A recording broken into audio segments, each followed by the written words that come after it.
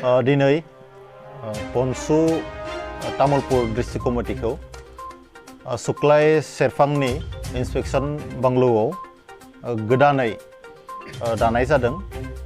मिरु बनसुनि बानजायनायाव बे सुक्लाय सेरफांनि जि इरिगेशन बांग्लौ बेवहाय दिनै फुल प्लेजेड तामुलपुर डिस्ट्रिक्ट कमिटि बनसुखौ जों दानाय जाबाय। बेवहाय जोङो आफादगिरि हिसाबै बिदिन्था बसुमतारी, गाहाय नेहाथारि हिसाबै राजु बर' आरो स्पिकार हिसाबै सन्जीब कुमार बर' बिथांमोनखौ मोननो हादों। दा जों फोथायो फैबाय थानाय समाव बनसुनि जा तामुलपुर डिस्ट्रिक्ट कमिटि बेयो बर' हारिनि जा गांनाय उखैनाय जा सिमां दङ, हारिनि मिजिं दङ, बेखौ लानानै गोख्रोङै खामानि मावनो हागोन।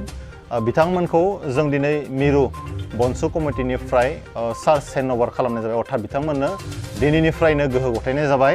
बेजों लोगोसेनो बिथांमोन साफ्रोमबो दैदेनगिरिया जोंनि सिगाङाव बर' हारिनि सिगाङाव दिनै समायखिरा बिलाइजों लोगोसे बिथांमोना समायखिरा लाबाय।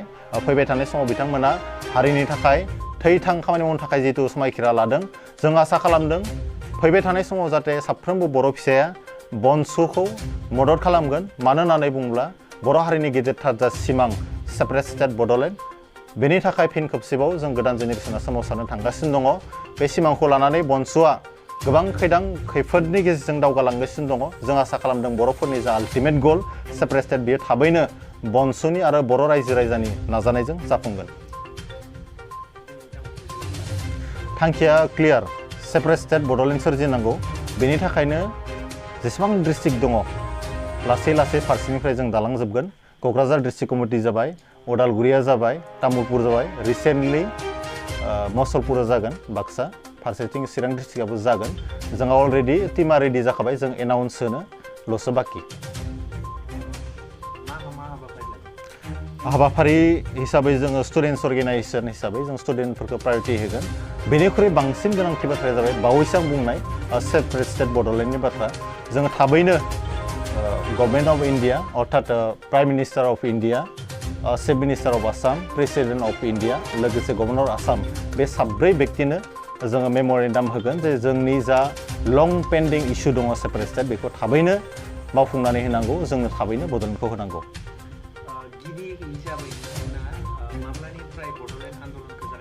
जोङो बर' रायजो राजा बिथांमोननो सारप्राइज होनो नागिरदों। जोङो खामानिखौसो मावग्रोनो नागिरदों, जों बुंथिनो नागिराखै। जाय खालि बड'लेण्ड आन्दलना जागोन बे खालि बर' रायजो राजाया नुगोन। आरो जों बनसुआ बर' रायजो राजानो गिदिरथार मोनसे सारप्राइज होनो लादों बे साननैसोनि गेजेरावनो।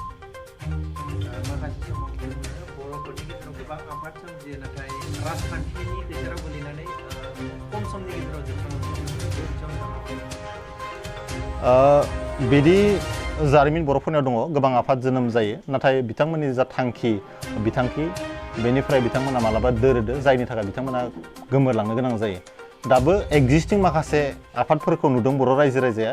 बिथांमोना गावसोरनि जा थांखि, हारिखौ लानानै जा थांखि दङमोन, हारिनि खामानि मावनो होननानै ओंखारबोनाय जा थांखि बिथांमोना बै समाव लादोंमोन, बे थांखियाव थानो हादोंना हायाखै बेयो मोनसे ग्रेट कुइसन। आरो बे कुइसननि एन्सारखौ बर' रायजो राजाफ्रा नागिरगासिनो दङ। जायनि थाखाय दिनैनि तारिखआव बनसु बायदि छात्र संगठनखौ बड'लेण्ड बिनो थाखाय बर' रायजो राजा इन्टेलेक्सुवेलफ्रा जोनोम होनो गोनां जादों।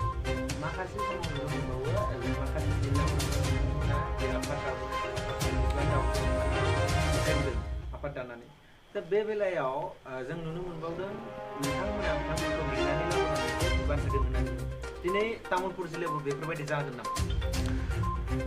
थार बाथ्राया बेनो, जोङो जातीयताबादखौ लानानै दाम दर खालामनो नागिराखै। जायफोरा बर' हारिखौ मोजां मोनो, गोसो गोरबोजों जायफोरा हारिनि थाखाय खामानि मावनो ओंखारदों, बिथांमोनखौ जों बनसुआव मस्ट वेलकाम खालामदों।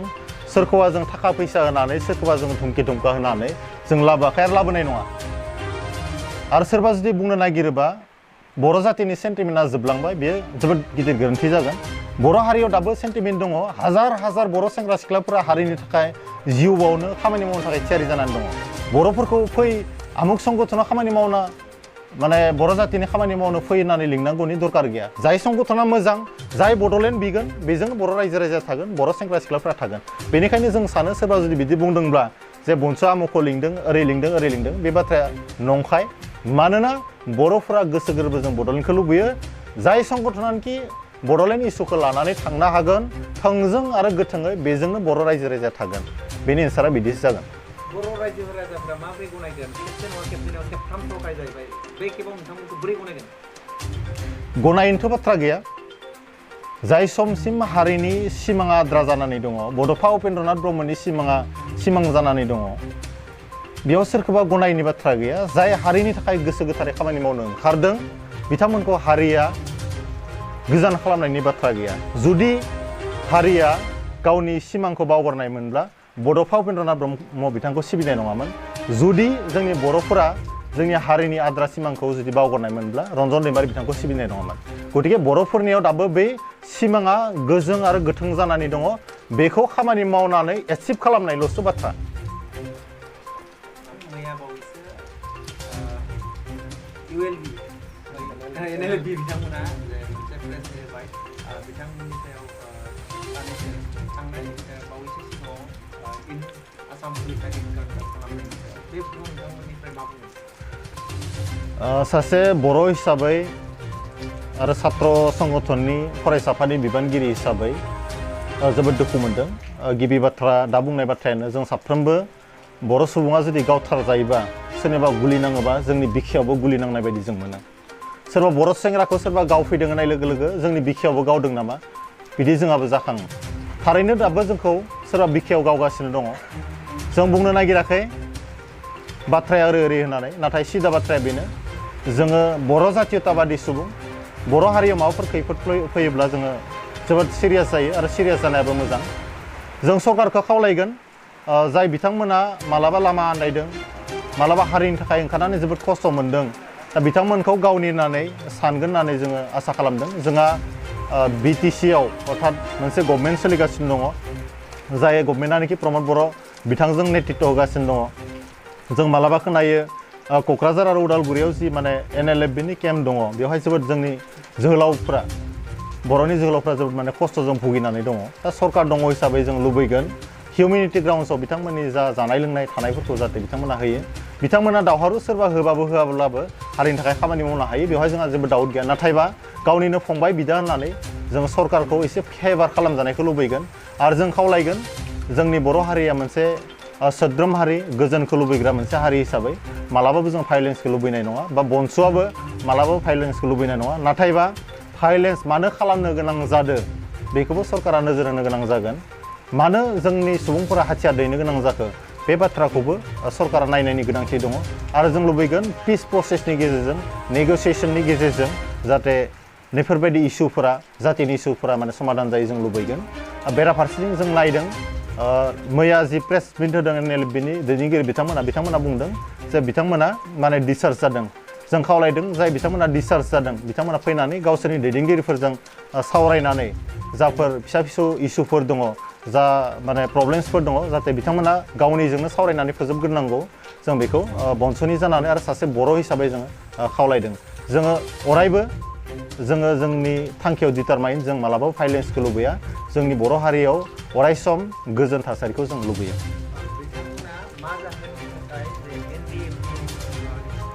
NLFBनिफ्राय गावसोरनानै बिथांमोना जे रां दाबि खालामनायनि माबायाव ओंखारनो गोनां जादों बेखौ बनसुनिफ्राय मा थांखिनि माबा होननाय रां दाबिनाय मानाय बाथ्रा बियो ल' एन्ड अर्डारनि सायाव डिपेन्ड खालामो प्रशासनिक माखासे बाथ्राफोर बेफोरो जोङो बर' हिसाबैसो बाथ्राखौ बुंदों सावरायदों आं दहायनो बुंदों सोरबा बर' सेंग्राखौ गावथारनाय माने जोंनि बिखायावबो सोरबा गावफैनाय बायदि नाङो बाथ्राया बेसो जों बिथांमोनखौ सोरखौबा माने एक्सटरसन खालामनांगौ सोरखौबा धुमखि नांगौ जोङो बेखौ बुंनो नागिराखै बेयो इनकुवारि जागासिनो दङ होननानै जों मिथिदों मैयाबो NLFBनि दैदेनगिरि बिथांमोना बुंदों जे बेयो इनकुवारि जागासिनो दङ मा जाहैगोन बे इनकुवारिनि रिजाल्टआसो बुंगोन दा समसिम जिखिनाखौ मिथिगौ जोङो हिउमेनिटी ग्राउन्ड्सआव जातीयताबादनि खाथिराव जों खावलायदों जाहाथे सासेबो बर' सुबुङा सोरनिबा आखायाव थैनो गोनां जाया जों सानफ्रोमबो गोजोनखौ लुबैयो